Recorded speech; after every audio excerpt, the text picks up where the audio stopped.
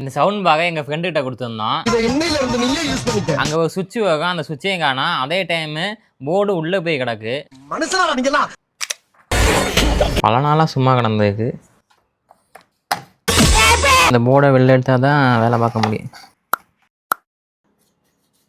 Already இந்த சுவிட்ச் போயிருந்துச்சு, இதை ஆன் பண்ணுற சுவிட்சு, அதனால இதை மாற்றிருந்தோம். ஆனால் இதுவுமே இப்போ போயிருச்சு. நாங்கள் ஃபஸ்ட் இந்த மாதிரி சுவிட்சு தான் போட்டிருந்தோம்.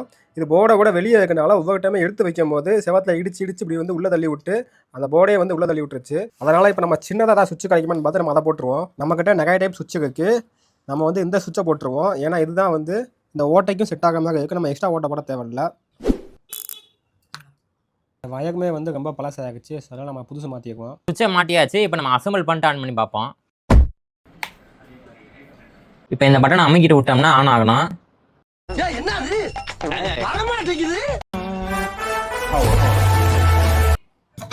கோயில் கட்டி கும்மியடிச்சு